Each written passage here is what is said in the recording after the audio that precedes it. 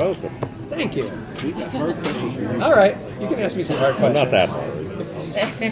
Will the mystery be solved if you're all wondering? So, you know, when you pitch an event mystery like this in 2018 to the studios and networks, they want to know that you know where you're going. You know, if you don't have a roadmap, they're not buying the show. So when I went in and pitched the show, I talked the studios and the networks through my grand plan. There's a 6-season roadmap. I know the series finale. I know the season 1 finale. I know where we are at 13. And then a lot of other things in between. The mystery will be solved. Good. There's a lot, obviously people are making comparisons to Lost, but just setting aside those comparisons, what lessons does Lost historically teach producers in 2018 in terms of how you roll it out, how much you need to have said by the end of the first season, and how we'll call it the weather, but the good and bad weather of a TV audience can shift around you in terms of what they're expecting and what they want to know. Yeah, absolutely. What an honor to even be asked a question comparing your own show to Lost.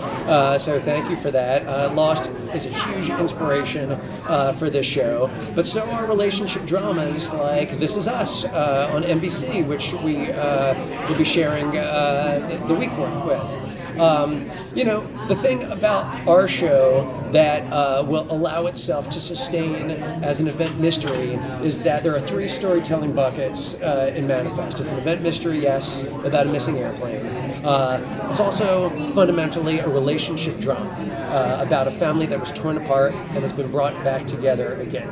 And also there's a procedural component because each week there'll be closed-ended missions, if you will, that wrap up in surprising but satisfying ways each week that allow our characters to interact with each other in interesting ways. The fact that there's these 3 storytelling buckets and that we don't have to service a full hour of mythology every week, it's really just 1/3, and I really think of it as less. When I think of the breakdown of the show episodic week to week, I think of it more as 40% relationship drama, 40% kind of mission of the week, if you will, and really only 20% mythology. The fact that we can have a slow burn on our mythology will allow us to dole things out in a kind of grounded, consistent,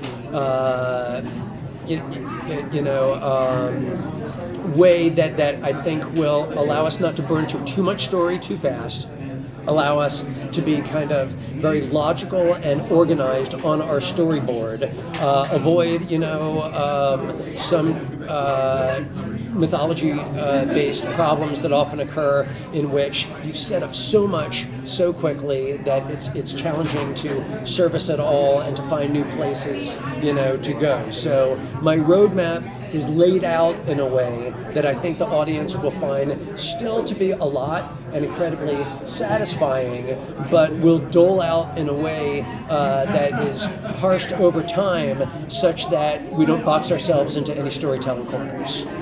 So what was the genesis of this? Was it that you had this brilliant idea that these people on a plane go missing for 5 years, or did you want to find a way of telling a story where people have been absent?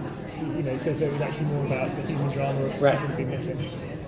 I wish I had an incredibly sexy story about where this idea came from.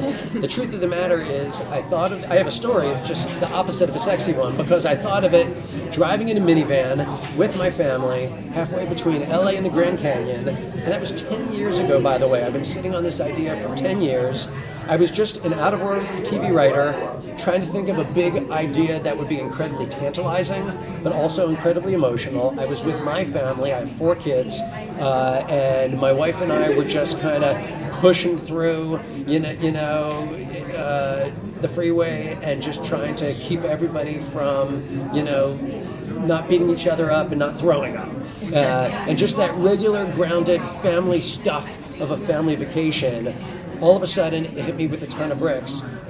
What if, a family were separated and returned in the craziest way possible? And that got me to the airplane, and that got me to the 5-year spread, and all of a sudden I had it. Now, as I said, that was 10 years ago, so what took me so long? Well, I went and I pitched it right away, the next development cycle.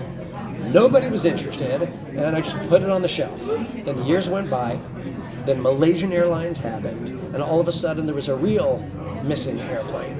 And I thought to myself, well, my crazy pie-in-the-sky idea isn't so pie in the sky after all. At the time, I was in the middle of producing another show, so I waited a couple years until I came up for air, and I went back out to the studios and the networks, and I started with the good people at Warner Brothers, where I work, and I said, hey guys, forgive me, but here's an old idea. Nobody wants to hear an old idea. They want to hear a new pitch.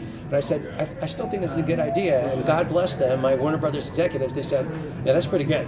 And then NBC said, yeah, that's pretty good. So it's interesting that, you know, an old idea in a vacuum informed by, you know, an event that happens in the real world can suddenly give new life to a pitch. And that's what happened in this case.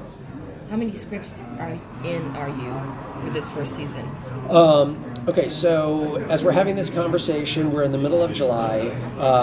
I am currently polishing episode 4. Episode 5 is on its way to me in the next week. But up on the board in the writer's room, you know, we're out probably to episode 7 or 8. We're gridded through 13.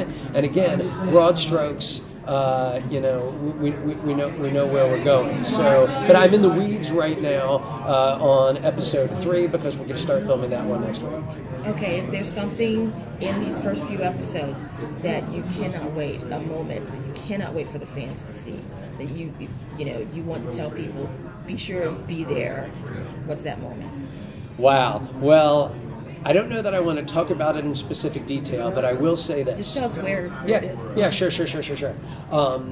So once we get to episode 2, we're going to start learning more about our core family. And we're going to go back, and there's a flashback component to the show that's not evident in the pilot episode because we had to roll out so much real-time storytelling that we didn't have an opportunity to go backwards. In 2 and 3 and onward, we're going to learn backstory about Ben and Michaela's character, about this family, and in particular, there's a core relationship drama mystery that we set up in the first episode that Ben and Grace, their marriage is now complicated by the fact that Grace, understandably, has moved on. There's another person in her life romantically.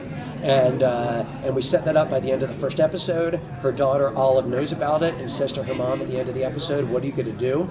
And it takes a couple episodes for the truth to come out, but it's going to come out in a very powerful and interesting way. And that's episode 4 into episode 5. And I suppose I'm particularly excited about that revelation. Okay. Great. When I read the, I'm so sorry. Okay.